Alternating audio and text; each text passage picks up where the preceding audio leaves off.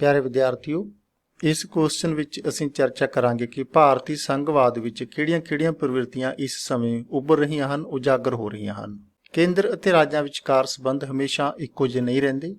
ਕਈ ਵਾਰੀ ਆਪਸੀ ਸੰਬੰਧ ਸੁਖਾਵੇਂ ਹੋ ਜਾਂਦੇ ਹਨ, ਕਈ ਵਾਰੀ ਆਪਸ ਦੇ ਵਿੱਚ ਤਣਾਅ ਵਾਲਾ, ਟੈਂਸ਼ਨ ਵਾਲਾ ਮਾਹੌਲ ਬਣ ਜਾਂਦਾ ਹੈ। ਵਿਸ਼ੇਸ਼ ਕਰਕੇ ਉਹਨਾਂ ਰਾਜਾਂ ਦੇ ਨਾਲ ਤਣਾਅ ਵਾਲਾ ਮਾਹੌਲ ਜਲਦੀ ਬਣ ਜਾਂਦਾ ਹੈ ਜਿੱਥੇ ਕੇਂਦਰ ਨਾਲੋਂ ਓਪੋਜੀਸ਼ਨ ਪਾਰਟੀ ਦੀਆਂ ਸਰਕਾਰਾਂ ਹੋਣ। ਹੁਣ ਤੱਕ ਭਾਰਤੀ ਇਤਿਹਾਸ ਵਿੱਚ ਸੁਤੰਤਰਤਾ ਤੋਂ ਬਾਅਦ ਜਿਹੜੇ ਪੜਾਅ ਆਏ ਹਨ ਕੇਂਦਰ ਰਾਜ ਸੰਬੰਧਾਂ ਦੇ ਵਿਚਕਾਰ, ਉਹਨਾਂ ਨੂੰ ਅਸੀਂ ਮੁੱਖ ਤੌਰ ਤੇ 3 ਹਿੱਸਿਆਂ ਦੇ ਵਿੱਚ ਵੰਡ ਸਕਦੇ ਹਾਂ। ਪਹਿਲਾ ਪੜਾਅ ਰਿਹਾ ਹੈ 1951 ਤੋਂ ਲੈ ਕੇ 1967 ਤੱਕ ਦਾ ਪੜਾਅ, ਦੂਸਰਾ ਪੜਾਅ ਰਿਹਾ ਹੈ 1967 ਤੋਂ 1999 ਤੱਕ ਦਾ ਪੜਾਅ ਅਤੇ ਤੀਸਰਾ ਪੜਾਅ ਹੈ 1999 ਤੋਂ ਲੈ ਕੇ ਹੁਣ ਤੱਕ ਦਾ ਪੜਾਅ। ਇਹਨਾਂ 3 ਪੜਾਵਾਂ ਦੇ ਵਿੱਚ ਭਾਰਤੀ ਸੰਘਵਾਦ ਦੇ ਇਤਿਹਾਸ ਨੂੰ ਕਿਉਂ ਵੰਡਿਆ ਜਾਂਦਾ ਹੈ, ਇਹ ਅਸੀਂ ਇਸ ਕੁਐਸਚਨ ਦੇ ਅਗਲੇ ਭਾਗ ਵਿੱਚ ਵੇਖਾਂਗੇ। ਸੰਘਵਾਦ ਦੇ ਪੱਖ ਤੋਂ ਇਹ ਹੈ ਭਾਰਤ ਦਾ ਇਸ ਸਮੇਂ ਦਾ ਰਾਜਨੀਤਿਕ ਦ੍ਰਿਸ਼।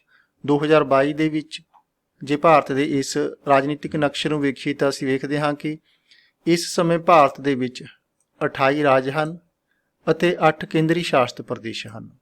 ਕੇਂਦਰ ਰਾਜ ਸੰਬੰਧਾਂ ਦਾ ਜਾਂ ਭਾਰਤੀ ਸੰਘਵਾਦ ਦੀਆਂ ਉੱਭਰਦੀਆਂ ਪ੍ਰਵਿਰਤੀਆਂ ਦਾ ਪਹਿਲਾ ਲੱਛਣ ਹੈ ਕਿ ਕੇਂਦਰ ਅਤੇ ਰਾਜਾਂ ਵਿਚਕਾਰ ਇੱਕ ਹੀ ਦਲ ਦੀਆਂ ਸਰਕਾਰਾਂ ਦਾ ਦੌਰ ਜੋ ਪਹਿਲਾਂ ਚੱਲਦਾ ਸੀ ਉਹ ਹੁਣ ਸਮਾਪਤ ਹੋ ਗਿਆ ਹੈ। ਇਹ ਦੌਰ 1967 ਤੱਕ ਚੱਲਿਆ, ਜਦੋਂ ਲਗਭਗ ਸਾਰੇ ਰਾਜਾਂ ਦੇ ਵਿੱਚ ਕਾਂਗਰਸ ਪਾਰਟੀ ਦੀਆਂ ਸਰਕਾਰਾਂ ਹੁੰਦੀਆਂ ਸੀ ਅਤੇ ਕੇਂਦਰ 'ਚ ਵੀ ਕਾਂਗਰਸ ਪਾਰਟੀ ਦੀ ਸਰਕਾਰ ਹੁੰਦੀ ਸੀ। ਰਾਜਾਂ ਦੀਆਂ ਸਰਕਾਰਾਂ ਕੇਂਦਰ ਦੀ ਸਰਕਾਰ ਤੋਂ ਬਾਹਰ ਨਹੀਂ ਜਾਂਦੀਆਂ ਸੀ ਅਤੇ ਉਸ ਦੇ ਨਾਲ ਕੋਈ ਮੁਕਾਬਲਾ ਨਹੀਂ ਕਰਦੀਆਂ ਸੀ। ਇਸ ਲਈ ਕੇਂਦਰ ਅਤੇ ਰਾਜਾਂ ਦੇ ਜਿਹੜੇ ਆਪਸੀ ਸੰਬੰਧ ਨੇ ਉਹ ਬੜੇ ਨਜ਼ਦੀਕੀ ਸੰਬੰਧ ਰਹੇ ਨੇ। 1967 ਤੋਂ ਲੈ ਕੇ ਹੁਣ ਤੱਕ ਕੇਂਦਰ ਅਤੇ ਰਾਜਾਂ ਦੇ ਵਿਚਕਾਰ ਅਕਸਰ ਅਲੱਗ-ਅਲੱਗ ਪਾਰਟੀਆਂ ਦੀਆਂ ਸਰਕਾਰਾਂ ਬਣਦੀਆਂ ਰਹੀਆਂ ਹਨ, ਕਿਉਂਕਿ ਇਲੈਕਸ਼ਨ ਜੋ ਹਨ ਉਹ ਲੋਕ ਸਭਾ ਦੀਆਂ ਬਹੁਤੇ ਰਾਜਾਂ ਦੇ ਵਿੱਚ ਅਲੱਗ ਸਮੇਂ 'ਤੇ ਹੁੰਦੀਆਂ ਹਨ, ਵਿਧਾਨ ਸਭਾ ਦੀਆਂ ਅਲੱਗ ਹੁੰਦੀਆਂ ਹਨ।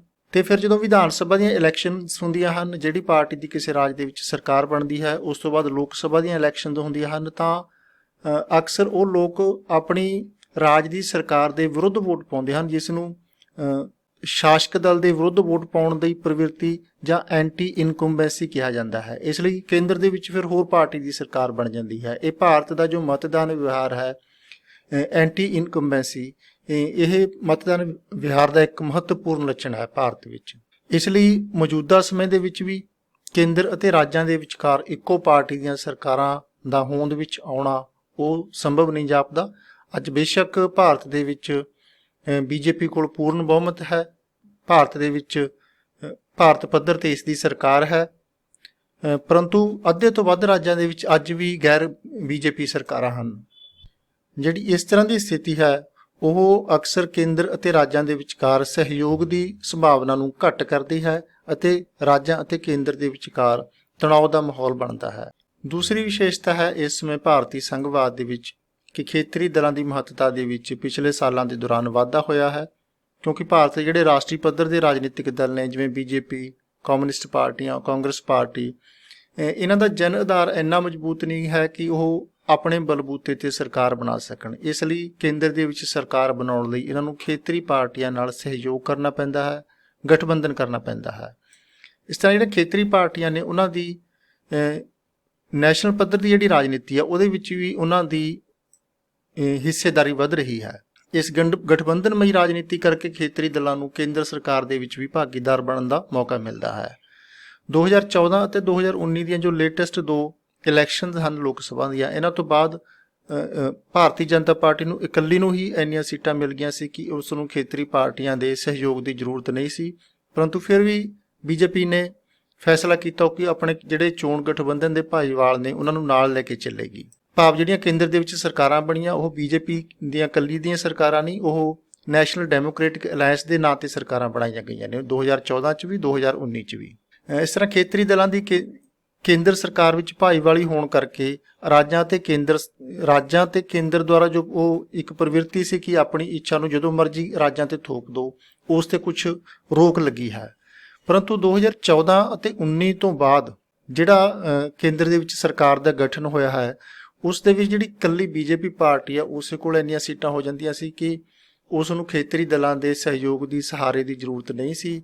ਇਸ ਲਈ ਹੁਣ ਬੇਸ਼ੱਕ ਖੇਤਰੀ ਦਲ ਕੇਂਦਰ ਸਰਕਾਰ ਦੇ ਵਿੱਚ ਪਾਰਟਿਸਿਪੇਟ ਕਰਦੇ ਹਨ, ਪਰੰਤੂ ਉਹਨਾਂ ਦੀ ਭੂਮਿਕਾ ਉਹ ਨਹੀਂ ਹੈ ਜਿਹੜੀ ਪਹਿਲਾਂ ਹੁੰਦੀ ਸੀ, ਜਿਹੜੀ 1999 ਤੋਂ ਲੈ ਕੇ 2014 ਤੱਕ ਰਹੀ ਹੈ, ਕਿ ਉਹ ਆਪਣੀ ਹਰ ਗੱਲ ਨੂੰ ਮਨਵਾ ਸਕਦੇ ਨੇ ਕੇਂਦਰ ਸਰਕਾਰ ਤੋਂ। ਹੁਣ ਭਾਗੀਦਾਰ ਤਾਂ ਹੈਗੇ, ਬਟ ਇਹ ਇੱਕ ਮਜਬੂਰੀ ਵਾਲੀ ਭਾਗੀਦਾਰੀ ਹੈ ਖੇਤਰੀ ਦਲਾਂ ਦੀ, ਇੱਕ ਕਮਜ਼ੋਰ ਜਿਹੇ ਭਾਗੀਦਾਰ ਹਨ ਕੇਂਦਰ ਸਰਕਾਰ ਦੇ ਵਿੱਚ। ਤੀਸਰੀ ਵਿਸ਼ੇਸ਼ਤਾ ਕਹੀ ਜਾ ਸਕਦੀ ਹੈ ਇਸ ਸਮੇਂ ਭਾਰਤੀ ਸੰਘਵਾਦ ਦੀ, ਕਿ ਰਾਜਾਂ ਦੇ ਅਧਿਕਾਰ ਖੇਤਰ 'ਚ ਜੋ ਕੇਂਦਰ ਦੀ ਮਨਮਾਨੀਆਂ ਕਰਨ ਦੀ ਆਦਤ ਸੀ ਉਸ ਤੇ ਕੁਝ ਰੋਕ ਲੱਗੀ ਹੈ। ਜਦੋਂ ਕੇਂਦਰ ਤੇ ਰਾਜਾਂ ਦੇ ਵਿੱਚ ਅਲੱਗ-ਅਲੱਗ ਸਰਕਾਰਾਂ ਹੁੰਦੀਆਂ ਹਨ ਤਾਂ ਕੇਂਦਰ ਸਰਕਾਰ ਰਾਜਾਂ ਦੀਆਂ ਸਰਕਾਰਾਂ ਦੇ ਖੇਤਰ ਵਿੱਚ ਦਖਲਅੰਦਾਜ਼ੀ ਕਰਦੀ ਰਹਿੰਦੀ ਹੈ, ਪਰੰਤੂ ਗਠਬੰਧਨਮਈ ਸਰਕਾਰਾਂ ਬਣਨ ਤੋਂ ਬਾਅਦ ਇਸ ਪ੍ਰਵਿਰਤੀ ਦੇ ਵਿੱਚ ਕੁਝ ਕਮੀ ਆਈ ਹੈ। ਜਿਹੜੇ ਖੇਤਰੀ ਦਲ ਕੇਂਦਰ ਸਰਕਾਰ ਦੇ ਵਿੱਚ ਭਾਗੀਦਾਰ ਬਣਦੇ ਹਨ ਉਹ ਇਸ ਚੀਜ਼ ਨੂੰ ਡਿਸਕਰੇਜ ਕਰਦੇ ਹਨ ਕੇਂਦਰ ਸਰਕਾਰ ਦੀ ਨੂੰ, ਕਿ ਰਾਜਾਂ ਦੇ ਮਾਮਲਿਆਂ ਦੇ ਵਿੱਚ ਦਖਲਅੰਦਾਜ਼ੀ ਕੀਤੀ ਜਾਵੇ। ਇਸ ਦੀਆਂ ਸਾਨੂੰ ਕੁਝ ਐਗਜ਼ਾਮਪਲਸ ਮਿਲਦੀਆਂ ਹਨ। 1998 ਦੇ ਵਿੱਚ ਕੇਂਦਰ ਸਰਕਾਰ ਨੇ ਕੁਝ ਰਾਜਾਂ ਪੱਛਮੀ ਬੰਗਾਲ, ਬਿਹਾਰ ਤੇ ਤਾਮਿਲਨਾਡੂ ਦੇ ਵਿੱਚ ਕਾਨੂੰਨ ਵਿਵਸਥਾ ਦੀ ਸਥਿਤੀ ਦਾ ਜਾਇਜ਼ਾ ਲੈਣ ਲਈ ਆਪਣੇ ਅਧਿਕਾਰੀਆਂ ਦੀਆਂ ਟੀਮਾਂ ਭੇਜੀਆਂ ਸੀ, ਪਰੰਤੂ ਕੇਂਦਰ ਸਰਕਾਰ ਦੀ ਇਸ ਕਾਰਵਾਈ ਦਾ ਰਾਜਾਂ ਦੀਆਂ ਸਰਕਾਰਾਂ ਨੇ ਡਟਵਾਂ ਵਿਰੋਧ ਕੀਤਾ ਸੀ। ਇਸ ਤੋਂ ਬਾਅਦ ਆਮ ਆਦਮੀ ਪਾਰਟੀ ਨੇ ਦਿੱਲੀ ਦੇ ਵਿੱਚ ਸਰਕਾਰ ਬਣਾਈ। ਦਿੱਲੀ ਨੂੰ ਪੂਰਨ ਰਾਜ ਦਾ ਦਰਜਾ ਪ੍ਰਾਪਤ ਨਹੀਂ ਹੈ, ਇਹਨੂੰ ਨੈਸ਼ਨਲ ਕੈਪੀਟਲ ਟੈਰੀਟਰੀ ਕਿਹਾ ਜਾਂਦਾ ਹੈ। ਜੋ ਇਹ NCT ਹੈ ਇਸ ਦੇ ਵਿੱਚ ਰਾਜ ਸਰਕਾਰ ਕੋਲ, NCT ਦੀ ਸਰਕਾਰ ਕੋਲ ਉਹ ਸਾਰੇ ਅਧਿਕਾਰ ਨਹੀਂ ਹਨ ਜਿਹੜੇ ਦੂਜੇ ਰਾਜਾਂ ਦੀਆਂ ਸਰਕਾਰਾਂ ਕੋਲ ਹਨ। ਪਰੰਤੂ ਆਪੋਜੀਸ਼ਨ ਦੀ ਸਰਕਾਰ ਬਣੀ ਜਦੋਂ ਆਮ ਆਦਮੀ ਪਾਰਟੀ ਦੀ, ਤਾਂ ਕੇਂਦਰ ਸਰਕਾਰ ਨੇ ਅੜਿੱਕੇ ਉਡਾਉਣੇ ਚਾਹੇ ਇਸ ਦੀ ਵਰਕਿੰਗ ਦੇ ਵਿੱਚ, ਅਤੇ ਆਮ ਆਦਮੀ ਪਾਰਟੀ ਦੀ ਸਰਕਾਰ ਨੇ ਇਹ ਬੜੀ ਜ਼ੋਰਦਾਰ ਤਰੀਕੇ ਨਾਲ ਇਹ ਮੰਗ ਰੱਖੀ ਕਿ ਦਿੱਲੀ ਦੇ ਵਿੱਚ ਵੀ ਉਹ ਸਾਰੇ ਅਧਿਕਾਰ ਦਿੱਲੀ ਦੀ ਸਰਕਾਰ ਨੂੰ ਮਿਲਣੇ ਚਾਹੀਦੇ ਹਨ ਜਿਹੜੇ ਦੂਸਰੇ ਰਾਜਾਂ ਦੇ ਵਿੱਚ ਰਾਜਾਂ ਦੀਆਂ ਸਰਕਾਰਾਂ ਨੂੰ ਹਨ। ਵਿਸ਼ੇਸ਼ ਕਰਕੇ ਕਾਨੂੰਨ ਅਤੇ ਵਿਵਸਥਾ ਦੀ ਜ਼ਿੰਮੇਵਾਰੀ, ਜਾਂ ਜਿਸ ਨੂੰ ਅਸੀਂ ਕਹਿ ਸਕਦੇ ਹਾਂ ਕਿ ਪੁਲਿਸ ਵਿਭਾਗ ਹੈ ਜਿਹੜਾ, ਉਹ ਦਿੱਲੀ ਸਰਕਾਰ ਦੇ ਅਧੀਨ ਹੋਣਾ ਚਾਹੀਦਾ ਹੈ। ਇਸ ਤਰ੍ਹਾਂ ਜਿਹੜੀ ਕੇਂਦਰ ਸਰਕਾਰ ਦੀ ਮਨਮਰਜ਼ੀਆਂ ਕਰਨ ਦੀ ਨੀਤੀ ਸੀ ਰਾਜਾਂ ਦੇ ਮਾਮਲਿਆਂ ਦੇ ਵਿੱਚ, ਉਸ ਤੇ ਕੁਝ ਰੋਕ ਲੱਗੀ ਹੈ, ਉਸ ਦਾ ਵਿਰੋਧ ਸ਼ੁਰੂ ਹੋਇਆ ਹੈ। ਇਸ ਸਮੇਂ ਦੀ ਚੌਥੀ ਵਿਸ਼ੇਸ਼ਤਾ ਹੈ ਆਰਟੀਕਲ 356 ਦੇ ਵਿਰੁੱਧ ਪ੍ਰਤੀਕਰਮ ਰਾਜਾਂ ਦੁਆਰਾ ਕੀਤਾ ਜਾ ਰਿਹਾ ਹੈ। ਜਿਹੜਾ ਇਹ ਆਰਟੀਕਲ 356 ਹੈ ਇਹ ਉਹ ਆਰਟੀਕਲ ਹੈ ਜਿਸ ਦੇ ਅਧੀਨ ਰਾਜਾਂ ਦੇ ਵਿੱਚ ਰਾਸ਼ਟਰਪਤੀ ਸ਼ਾਸਨ ਲਾਗੂ ਕੀਤਾ ਜਾਂਦਾ ਹੈ। ਰਾਜ ਸ਼ੁਰੂ ਤੋਂ ਹੀ ਇਸ ਦਾ ਵਿਰੋਧ ਕਰਦੇ ਰਹੇ ਹਨ, ਖੇਤਰੀ ਪਾਰਟੀਆਂ ਵਿਰੋਧ ਕਰਦੀਆਂ ਰਹੀਆਂ ਹਨ, ਕਿਉਂਕਿ ਇਸ ਆਰਟੀਕਲ ਦੀ ਵਰਤੋਂ ਘੱਟ ਹੋਈ ਹੈ, ਕੁਵਰਤੋਂ ਜ਼ਿਆਦਾ ਹੁੰਦੀ ਹੈ। ਇਹ ਆਰਟੀਕਲ ਹਮੇਸ਼ਾ ਉੱਥੇ ਅਪਲਾਈ ਕੀਤਾ ਜਾਂਦਾ ਰਿਹਾ ਹੈ ਜਿੱਥੇ ਕੇਂਦਰ ਨਾਲੋਂ ਉਲਟ ਪਾਰਟੀ ਦੀ ਸਰਕਾਰ ਹੋਵੇ, ਵਿਰੋਧੀ ਪਾਰਟੀ ਦੀ ਸਰਕਾਰ ਹੋਵੇ।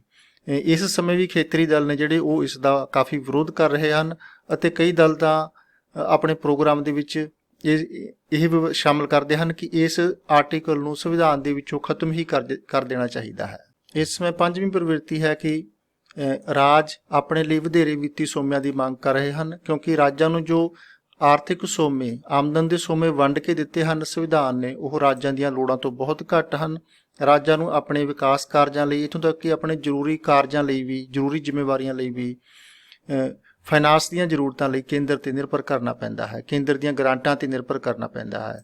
ਅਤੇ ਕੇਂਦਰ ਸਰਕਾਰ ਜਦੋਂ ਇਹ ਗ੍ਰਾਂਟਾਂ ਜਾਰੀ ਕਰਦੀ ਹੈ ਤਾਂ ਆਰਥਿਕ ਸਹਾਇਤਾ ਦਿੰਦੀ ਹੈ ਤਾਂ ਰਾਜਨੀਤਿਕ ਪੈਮਾਨੇ ਦੀ ਵਰਤੋਂ ਕਰਦੀ ਹੈ। ਰਾਜਨੀਤਿਕ ਪੈਮਾਨੇ ਦਾ ਭਾਵ ਹੈ ਕਿ ਜਿੱਥੇ ਆਪਣੀ ਪਾਰਟੀ ਦੀ ਸਰਕਾਰ ਹੈ ਉਸ ਰਾਜ ਨੂੰ ਜ਼ਿਆਦਾ ਗ੍ਰਾਂਟ ਦੇਣੀ ਹੈ, ਜਿੱਥੇ ਵਿਰੋਧੀ ਪਾਰਟੀ ਦੀ ਸਰਕਾਰ ਹੈ ਉਸ ਨੂੰ ਘੱਟ ਗ੍ਰਾਂਟ ਦੇਣੀ ਹੈ।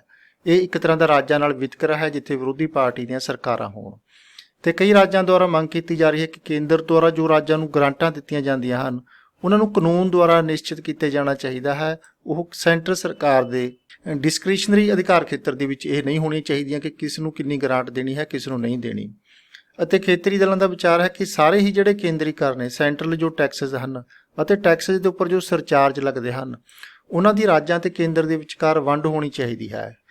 ਸਾਰਾ ਹੀ ਜੋ ਸੈਂਟਰਲ ਪੂਲ ਹੈ ਉਹ ਸ਼ੇਅਰੇਬਲ ਪੂਲ ਹੋਣਾ ਚਾਹੀਦਾ ਹੈ ਅਤੇ ਇਸ ਵਿੱਚ ਰਾਜਾਂ ਦਾ ਹਿੱਸਾ ਘੱਟ ਤੋਂ ਘੱਟ 50% ਹੋਣਾ ਚਾਹੀਦਾ ਹੈ। ਸੰਵਿਧਾਨ ਨੇ ਜੋ ਸ਼ਕਤੀਆਂ ਅਤੇ ਜ਼ਿੰਮੇਵਾਰੀਆਂ ਦੀ ਵੰਡ ਕੀਤੀ ਹੈ ਕੇਂਦਰ ਅਤੇ ਰਾਜਾਂ ਵਿਚਕਾਰ, ਉਹ ਪੂਰੀ ਤਰ੍ਹਾਂ ਨਾਲ ਕੇਂਦਰ ਦੇ ਪੱਖ ਵਿੱਚ ਹੈ। ਇਸ ਤੋਂ ਬਾਅਦ ਜੋ ਕੁਝ ਸੰਵਿਧਾਨਕ ਸੋਧਾਂ ਹੋਈਆਂ ਨੇ ਉਹਨਾਂ ਨਾਲ ਵੀ ਸ਼ਕਤੀਆਂ ਦਾ ਕੇਂਦਰੀਕਰਨ ਹੋਇਆ ਹੈ, ਭਾਵ ਸੈਂਟਰ ਸਰਕਾਰ ਦੀਆਂ ਸ਼ਕਤੀਆਂ ਦੇ ਵਿੱਚ ਵਾਧਾ ਹੋਇਆ ਹੈ, ਰਾਜਾਂ ਦੀਆਂ ਸ਼ਕਤੀਆਂ ਦੇ ਵਿੱਚ ਕਮੀ ਆਈ ਹੈ।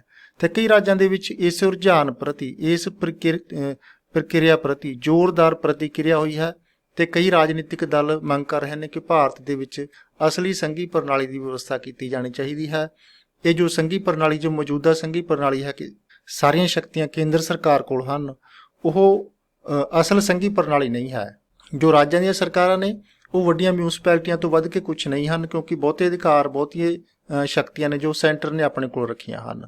ਭਾਰਤ ਦੀਆਂ ਕੁਝ ਪਾਰਟੀਆਂ ਜਿਵੇਂ ਭਾਰਤ ਦੀਆਂ ਜੋ ਕਮਿਊਨਿਸਟ ਪਾਰਟੀਆਂ ਹਨ, ਅਕਾਲੀ ਦਲ, ਸਾਊਥ ਦੀਆਂ DMK ਤੇ ਤੇਲਗੂ ਦੇਸ਼ਮ ਵਰਗੀਆਂ ਪਾਰਟੀਆਂ, ਇਹਨਾਂ ਦੀ ਮੰਗ ਹੈ ਕਿ ਕੇਂਦਰ ਅਤੇ ਰਾਜ ਸਬੰਧਾਂ ਨੂੰ ਨਵੇਂ ਸਿਰਿਓਂ ਨਿਰਧਾਰਿਤ ਕੀਤੇ ਜਾਣ ਦੀ ਜ਼ਰੂਰਤ ਹੈ ਭਾਰਤ ਦੇ ਵਿੱਚ। ਇਸ ਸੰਬੰਧੀ ਪੰਜਾਬ ਦੀ ਜੋ ਇੱਕ ਖੇਤਰੀ ਪਾਰਟੀ ਹੈ ਅਕਾਲੀ ਦਲ, ਇਸ ਨੇ ਅਨੰਦਪੁਰ ਸਾਹਿਬ ਦਾ ਮਤਾ ਪਾਸ ਕੀਤਾ ਸੀ 1977 ਦੇ ਵਿੱਚ।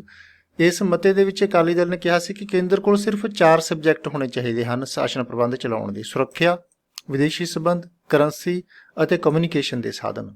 ਬਾਕੀ ਸਾਰੇ ਜਿਹੜੇ ਵਿਸ਼ੇ ਨੇ ਉਹ ਰਾਜਾਂ ਕੋਲ ਹੋਣੇ ਚਾਹੀਦੇ ਹਨ ਅਨੰਦਪੁਰ ਸਾਹਿਬ ਦੇ ਮਤੇ ਦੇ ਅਨੁਸਾਰ, ਅਤੇ ਸਾਰੇ ਜਿਹੜੇ ਟੈਕਸ ਨੇ ਉਹ ਵੀ ਰਾਜਾਂ ਕੋਲ ਹੋਣੇ ਚਾਹੀਦੇ ਹਨ। ਕੇਂਦਰ ਨੂੰ ਇਹਨਾਂ 4 ਵਿਸ਼ਿਆਂ ਦਾ ਪ੍ਰਬੰਧ ਚਲਾਉਣ ਦੇ ਲਈ ਰਾਜਾਂ ਦੁਆਰਾ ਗ੍ਰਾਂਟਾਂ ਦਿੱਤੀਆਂ ਜਾਣੀਆਂ ਚਾਹੀਦੀਆਂ ਹਨ, ਅਤੇ ਰਾਜ ਆਪਣਾ ਹਿੱਸਾ ਕੇਂਦਰ ਸਰਕਾਰ ਨੂੰ ਚਲਾਉਣ ਵਿੱਚ ਉਸ ਅਨੁਪਾਤ ਦੇ ਵਿੱਚ ਪਾਉਣਗੇ ਜਿਸ ਅਨੁਪਾਤ ਦੇ ਵਿੱਚ ਉਹਨਾਂ ਨੂੰ ਲੋਕ ਸਭਾ ਅਤੇ ਰਾਜ ਸਭਾ ਦੇ ਵਿੱਚ ਰਿਪਰੈਜ਼ੈਂਟੇਸ਼ਨ ਦਿੱਤੀ ਗਈ ਹੈ। ਭਾਵ ਜਿਸ ਰਾਜ ਨੂੰ ਘੱਟ ਸੀਟਾਂ ਹਨ ਉਹ ਘੱਟ ਹਿੱਸਾ ਪਾਵੇਗਾ, ਜਿਸ ਰਾਜ ਨੂੰ ਜ਼ਿਆਦਾ ਸੀਟਾਂ ਹਨ ਉਹ ਜ਼ਿਆਦਾ ਹਿੱਸਾ ਪਾਵੇਗਾ ਸੈਂਟਰ ਸਰਕਾਰ ਨੂੰ ਚਲਾਉਣ ਦੇ ਵਿੱਚ। ਟੈਕਸ ਸਾਰੇ ਰਾਜਾਂ ਕੋਲ ਹੋਣਗੇ। ਭਾਰਤ ਦੀ ਜੋ ਰਾਜਨੀਤਿਕ ਢਾਂਚਾ ਹੈ ਇਸ ਸਮੇਂ ਦਾ, ਉਹ ਮੁੱਖ ਤੌਰ ਤੇ ਭਾਸ਼ਾ ਦੇ ਆਧਾਰ ਤੇ ਰਾਜ ਬਣਾਏ ਗਏ ਹਨ। ਆਜ਼ਾਦੀ ਤੋਂ ਤੁਰੰਤ ਬਾਅਦ ਇਹ ਮੰਗ ਸ਼ੁਰੂ ਹੋ ਗਈ ਸੀ ਕਿ ਰਾਜ ਨੇ ਜਿਹੜੇ ਉਹ ਭਾਸ਼ਾ ਦੇ ਆਧਾਰ ਤੇ ਬਣਾਏ ਜਾਣ। 1956 ਦੇ ਵਿੱਚ ਇਸ ਮੰਗ ਨੂੰ ਪ੍ਰਵਾਨ ਕੀਤਾ ਗਿਆ। ਭਾਸ਼ਾ ਦੇ ਆਧਾਰ ਤੇ ਪੁਨਰਗਠਨ ਹੋਇਆ ਰਾਜਾਂ ਦਾ। ਉਸ ਸਮੇਂ ਕੇਵਲ 14 ਰਾਜ ਸੀ, ਪਰੰਤੂ ਉਸ ਤੋਂ ਬਾਅਦ ਲਗਾਤਾਰ ਇਹ ਮੰਗ ਉੱਠਦੀ ਜਾ ਰਹੀ ਸੀ ਵੱਖੋ ਵੱਖਰੇ ਖੇਤਰਾਂ 'ਚੋਂ ਕਿ ਸਾਨੂੰ ਵੱਖਰੀ ਸਟੇਟ ਚਾਹੀਦੀ ਹੈ। 1999 ਦੇ ਵਿੱਚ 3 ਇਕੱਠੀਆਂ ਨਵੀਆਂ ਸਟੇਟਾਂ ਬਣਾਈਆਂ ਗਈਆਂ। ਇਹ ਸਟੇਟਸ ਹਨ ਛੱਤੀਸਗੜ੍ਹ, ਝਾਰਖੰਡ ਤੇ ਉੱਤਰਾਂਚਲ ਪ੍ਰਦੇਸ਼। ਤੇ ਫਿਰ 2014 ਦੇ ਵਿੱਚ ਆਂਧਰਾ ਪ੍ਰਦੇਸ਼ ਦੇ ਵਿੱਚੋਂ ਕੱਟ ਕੇ ਕੁਝ ਏਰੀਆ ਤੇਲੰਗਾਨਾ ਨਾਂ ਦਾ ਸਟੇਟ ਬਣਾਇਆ ਗਿਆ। ਤੇ ਅੱਜ ਜਿਹੜੇ ਸਾਡੇ ਕੁੱਲ ਰਾਜ ਹਨ ਉਹਨਾਂ ਦੀ ਗਿਣਤੀ 28 ਹੋ ਗਈ ਹੈ 14 ਤੋਂ ਵੱਧ ਕੇ। ਅਜੇ ਵੀ ਕਈ ਇਲਾਕਿਆਂ ਦੇ ਲੋਕ, ਵੱਡੇ ਰਾਜਾਂ ਦੇ ਵਿੱਚ ਕੁਝ ਇਲਾਕੇ ਇਸ ਤਰ੍ਹਾਂ ਦੇ ਹਨ ਜਿਨ੍ਹਾਂ ਦਾ ਥੋੜ੍ਹਾ ਜਿਹਾ ਵੱਖਰਾ ਕਲਚਰ ਹੈ। ਉਹਨਾਂ ਲੋਕਾਂ ਦੁਆਰਾ ਵੱਖਰੇ ਰਾਜਾਂ ਦੀ ਮੰਗ ਕੀਤੀ ਜਾ ਰਹੀ ਹੈ, ਜਿਵੇਂ ਵਿਦਰਭਾ, ਬੋਡੋਲੈਂਡ, ਗੋਰਖਾਲੈਂਡ, ਬੁਦੇਲਖੰਡ ਆਦਿ ਰਾਜਾਂ ਦੇ ਨਿਰਮਾਣ ਦੀ ਮੰਗ ਇਹਨਾਂ ਲੋਕਾਂ ਦੁਆਰਾ ਕੀਤੀ ਜਾ ਰਹੀ ਹੈ ਅਜੇ ਵੀ। 8ਵੀਂ ਪ੍ਰਵਿਰਤੀ ਹੈ ਇਸ ਸਮੇਂ ਦੇ ਸੰਘਵਾਦ ਦੀ ਭਾਰਤ ਦੇ ਵਿੱਚ ਕਿ ਯੋਜਨਾਬੰਦੀ ਆਯੋਗ ਦੀ ਥਾਂ ਤੇ ਇੱਕ ਨਵਾਂ ਆਯੋਗ ਬਣਾਇਆ ਗਿਆ ਹੈ ਜਿਸ ਨੂੰ ਨੀਤੀ ਆਯੋਗ ਕਿਹਾ ਜਾਂਦਾ ਹੈ। ਨੀਤੀ ਆਯੋਗ ਦਾ ਮੀਨਿੰਗ ਹੈ NITI, national institute for transforming India. ਇਹ ਜਿਹੜਾ ਆਯੋਗ ਹੈ ਇਸਨੇ ਪਲਾਨਿੰਗ ਕਮਿਸ਼ਨ ਦੀ ਥਾਂ ਲਈ ਹੈ। ਇਸ ਦਾ ਮੁਖੀ ਸਾਡੇ ਦੇਸ਼ ਦਾ ਪ੍ਰਧਾਨ ਮੰਤਰੀ ਹੁੰਦਾ ਹੈ, ਤੇ ਇਸ ਦਾ ਆਧਾਰ ਹੈ ਜਿਹੜਾ ਨੀਤੀ ਆਯੋਗ ਦਾ, ਉਹ ਯੋਜਨਾ ਆਯੋਗ ਨਾਲੋਂ, ਪਲਾਨਿੰਗ ਕਮਿਸ਼ਨ ਨਾਲੋਂ ਜ਼ਿਆਦਾ ਵੱਡਾ ਹੈ, ਜ਼ਿਆਦਾ ਵਿਸ਼ਾਲ ਹੈ, ਕਿਉਂਕਿ ਯੋਜਨਾ ਕਮਿਸ਼ਨ ਦੇ ਵਿੱਚ ਰਾਜਾਂ ਦੀ ਕੋਈ ਰਿਪਰੈਜ਼ੈਂਟੇਸ਼ਨ ਨਹੀਂ ਸੀ। ਇਸ ਨੀਤੀ ਆਯੋਗ ਦੇ ਵਿੱਚ ਪਲਾਨਿੰਗ ਕਮਿਸ਼ਨ ਦੇ ਮੁਕਾਬਲੇ ਤੇ ਇਸ ਵਿੱਚ ਰਾਜਾਂ ਦੇ ਮੁੱਖ ਮੰਤਰੀ ਹੁੰਦੇ ਹਨ, ਤੇ ਜਿਹੜੇ ਰਾਜਾਂ ਦੇ ਵਿੱਚ ਜਿਹੜੇ ਕੇਂਦਰ ਸ਼ਾਸਿਤ ਪ੍ਰਦੇਸ਼ਾਂ ਦੇ ਵਿੱਚ ਵਿਧਾਨ ਸਭਾਵਾਂ ਹਨ ਜਿਵੇਂ ਦਿੱਲੀ ਤੇ ਪੁਡੂਚੇਰੀ, ਉਹਨਾਂ ਦੇ ਮੁੱਖ ਮੰਤਰੀ ਹੁੰਦੇ ਹਨ, ਅਤੇ ਜਿਹੜੇ ਬਾਕੀ ਕੇਂਦਰੀ ਸ਼ਾਸਿਤ ਪ੍ਰਦੇਸ਼ ਹਨ ਉਹਨਾਂ ਦੇ ਲੈਫਟੀਨੈਂਟ ਗਵਰਨਰਸ LG ਇਸ ਦੇ ਵਿੱਚ ਮੈਂਬਰ ਦੇ ਤੌਰ ਤੇ ਲੈ ਜਾਂਦੇ ਹਨ। ਇਹਦੇ ਵਿੱਚ ਕੁਝ ਐਕਸਪਰਟਸ ਵੀ ਹੁੰਦੇ ਹਨ। ਇਹ ਇੱਕ ਸਲਾਹਕਾਰੀ ਸੰਸਥਾ ਹੈ। ਫੰਡ ਜਾਰੀ ਕਰਨ ਦਾ ਅਧਿਕਾਰ ਬੇਸ਼ੱਕ ਵਿੱਤ ਵਿਭਾਗ ਕੋਲ ਹੈ, ਪਰ ਸਾਡੇ ਦੇਸ਼ ਦਾ ਜੋ ਫਾਈਨੈਂਸ਼ੀਅਲ ਸਟਰਕਚਰ ਹੈ ਉਸ ਨੂੰ ਇਹ ਕਾਫੀ ਹੱਦ ਤੱਕ ਆਪਣੇ ਐਕਸਪਰਟ ਓਪੀਨੀਅਨ ਦੇ ਨਾਲ ਉਸ ਨੂੰ ਇਹ ਮੋਲਡ ਕਰਦਾ ਹੈ। ਇਸ ਤਰ੍ਹਾਂ ਜਿਹੜਾ ਨੀਤੀ ਆਯੋਗ ਦਾ ਗਠਨ ਹੈ ਪਲਾਨਿੰਗ ਕਮਿਸ਼ਨ ਦੀ ਥਾਂ ਤੇ, ਇਹ ਪਹਿਲਾਂ ਨਾਲੋਂ ਵਧੇਰੇ ਸੰਘਾਤਮਕ ਹੈ, ਵਧੇਰੇ ਵਿਕੇਂਦਰੀਕ੍ਰਿਤ ਹੈ, ਕਿਉਂਕਿ ਰਾਜਾਂ ਦੀ ਇਸ ਵਿੱਚ ਰਿਪਰੈਜ਼ੈਂਟੇਸ਼ਨ ਹੈ। ਰਾਜਾਂ ਦੇ ਮੁੱਖ ਮੰਤਰੀ ਅਤੇ ਕੇਂਦਰ ਸ਼ਾਸਿਤ ਪ੍ਰਦੇਸ਼ਾਂ ਦੇ ਮੁੱਖ ਮੰਤਰੀ ਤੇ ਉਪ ਰਾਜਪਾਲ ਇਸ ਵਿੱਚ ਸ਼ਾਮਲ ਹੁੰਦੇ ਹਨ। ਕੇਂਦਰ ਰਾਜ ਸੰਬੰਧਾਂ ਬਾਰੇ ਇਹਨਾਂ ਪ੍ਰਵਿਰਤੀਆਂ ਨੂੰ ਪੜ੍ਹਨ ਤੋਂ ਬਾਅਦ ਅਸੀਂ ਇਸ ਸਿੱਟੇ ਤੇ ਪਹੁੰਚ ਸਕਦੇ ਹਾਂ ਕਿ ਭਾਰਤੀ ਸੰਘਵਾਦ ਸ਼ਕਤੀਸ਼ਾਲੀ ਕੇਂਦਰ ਦੀ ਵਿਵਸਥਾ ਕਰਦਾ ਹੈ। ਸੰਵਿਧਾਨਕ ਤੌਰ ਤੇ ਹੀ ਕੇਂਦਰ ਨੂੰ ਸ਼ਕਤੀਸ਼ਾਲੀ ਬਣਾਇਆ ਗਿਆ ਹੈ।